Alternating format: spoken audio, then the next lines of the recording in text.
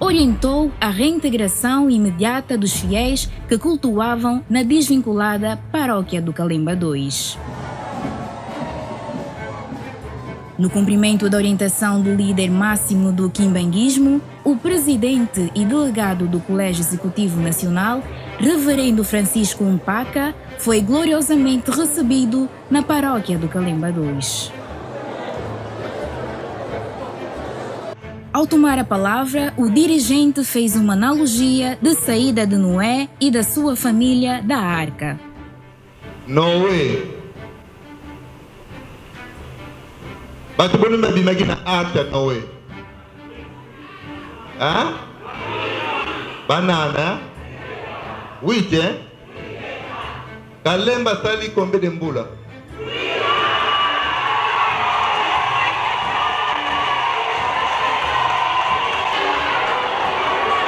Bimbangi Noé.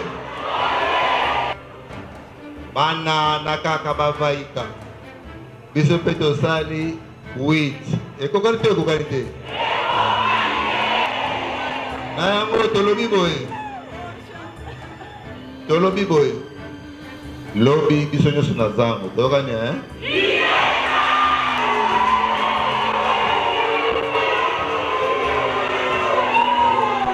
Biso nyonso. Oza mwana jeteki kena jeteki. Oza mwana dirigeant kena dirigeant. Oza flitiste kena flitiste.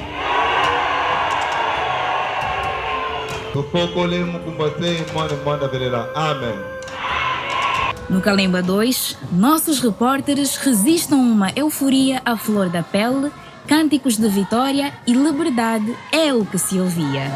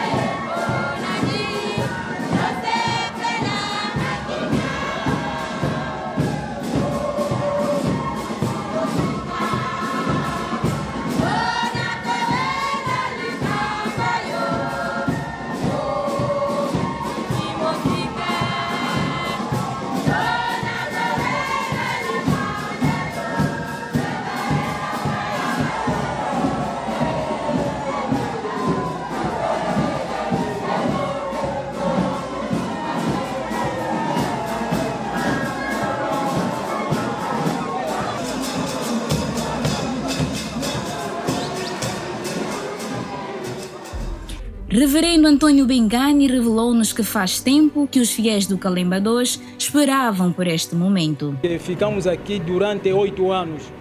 Não foi fácil, foi mesmo difícil, mas chegamos, atendendo a promessa do nosso Deus, que ficam ali, tudo vai vos encontrar ali, é do jeito que aconteceu no dia de hoje. Na verdade, na realidade, estamos muito satisfeitos. Tanto eu como os fiéis que eu ando a dirigir, estamos muito satisfeitos. Porque eu ensinava isso de cada vez. Na realidade, aquilo que nós esperamos, se um Papa Simão Kimbangu dizer alguma coisa, tudo que nós podemos fazer, vamos fazer isso em vão. Mas se o Papa dizer qualquer coisa, em 0 segundos, nós vamos executar. É isso que aconteceu no dia de hoje. Até não sei qual é a forma que eu vou dormir hoje, porque o peso que estava nos meus ombros saiu. A paróquia central do Zango 3 resistiu momentos que para sempre vão marcar a sua história. Mais de 1000 fiéis foram neste domingo recebidos com júbilo. Emoções ao rubro. Sorrisos contagiantes. Foi assim que mais de 1000 fiéis que cultuavam na desvinculada paróquia do Calemba 2 foram neste domingo, 17 de março, recebidos na paróquia do Zango 3.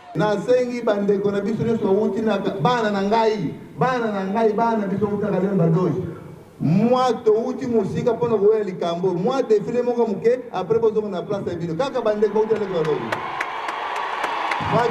Mais que 1000 palavras, as imagens recolhidas pela nossa equipa de reportagem falam por si.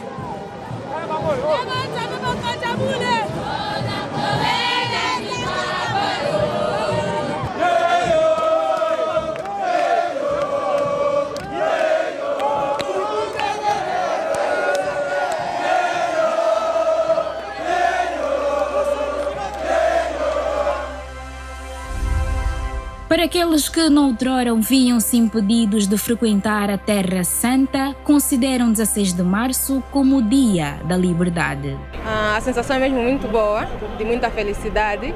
Foi um momento que todos nós ansiávamos muito. Estávamos mesmo à espera deste dia. Do dia que ouvimos que o papai presidente de colégio vinha aqui em Angola, ou que foi nomeado mesmo já partido em Camba, já tínhamos mesmo uma expectativa desse dia aqui. O nosso Deus, ele sempre nos dizia que aguardem só o vosso nome. Será chamado quase oficialmente e ontem foi ser realizado. Hoje encontramos aqui, nós todos em conjunto, português junto. É uma alegria que nós estamos unidos, quase tudo para vencer e prospera o nosso Deus para chegar, para cortar a fita a Mbanza Congo. Não foi fácil ficar oprimida durante 8 anos, separados, sem nos encontrar com nossos irmãos. Não foi fácil, porque derramou-se muitas lágrimas, muita tristeza com a nossa separação. Mas graças a Deus, depois de 8 anos, nós nos reconciliamos, nos reencontramos, estamos mesmo felizes. Gostamos da vossa presença, do jeito que vocês nos receberam. Nós também estamos felizes mesmo, estamos muito felizes por acaso. A nossa alegria é enorme.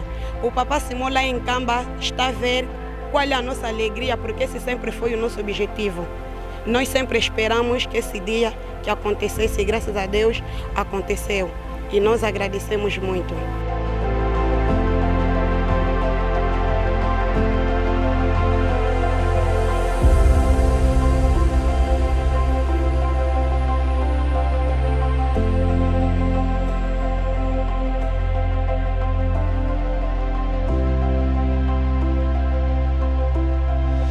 O presidente delegado do Colégio Executivo Nacional, Reverendo Francisco Mpaca, considerou ímpar o momento vivido neste domingo e apelou a todos que Deus está prestes a fazer algo para Angola. Imbangismo na koloma na lingala po papa sengi bilili oye ke na Kamba Na kalemba na zalaki kuna na lobaki boye. Noé abimaka na ash batu boni o banana. Banana ezalaki oyo. Boye te. Bino pe. Bako kita fongolo na ngongo na bino le 16. Osali mbula boni 8 ans. Ekokalite. Banana wana babimaki te. Luanda tozoyoka tozomona te tozoyoka te. Bao baza musika. Même likambo esalami ya batelefone eneli. Babenga kisasa, babenga kamba, babenga ndeni. Tala dikojo ngomba sali. Tala. Ngana lobi soso alobaka mayo tomelaka euta likolo. Bake kuna pa bakendeke babi euti epai na ngai.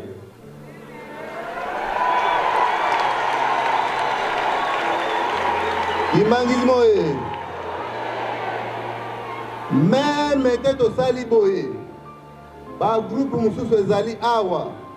Bozo mona baninga ba elokola ba banguna na bino. Imangismo bino nyonso te bazali ba misusu na se ya motema alingi na ete. Lingomba oyo eza ya yo. Tolobi boye. Imangismo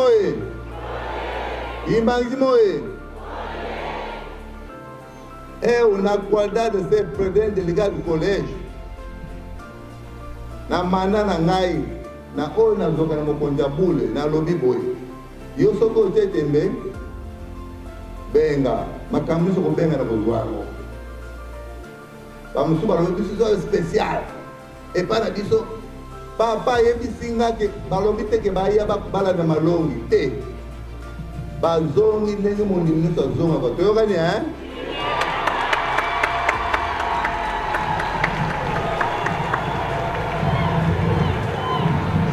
Batu mususu balobi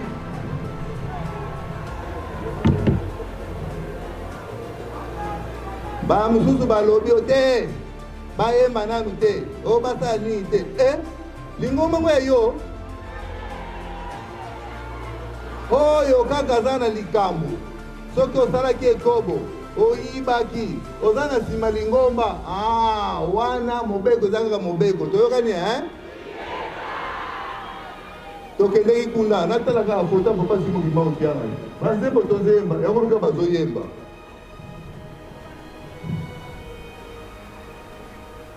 le 17 nalobaki yango awa lelo sur le 17 yango wana tata molimo santo alingi osokoyoko baraport mabe te apesaki biso ntango tokosaka na biso tokosaka mais à partir d'aujourd'hui abu yango wana aloyi boye nakoloba teke o bandimaka lemba doji non bolongola kombo bandimaka lemba doji igreja eza kilamba kiash boye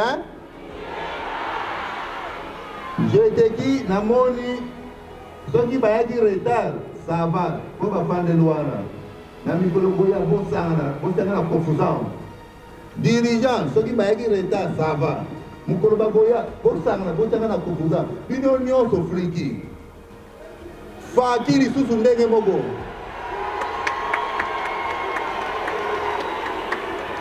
bon nyenye nalobi boye oyo ezolobama nazoyoka na ngai yo mutu ya tembe tiakaka tembe siko ntango ekoki chego moment surtout mutu na mutu alanda tata na ye yo soki oboyi ngai lingomba kosunga yo nalobi yango nabomi likambo te po oyo ezolobama c'est trop papa boni wana bomoni nikola kotanga kaka oui nikola eza kotanga manda soki esili me ya mutu ya mokili te botala kaka ndenge aza bo estce bandomi asa azoko kosala yango donc silence oyo nalati osepeli nango te moto ataza mabe tala ye yeba ye bongo okosekite eza ndenge wana biso toza bandeko na cabinet toza bandeko boye totala tozokende kana kuyididi kia kukia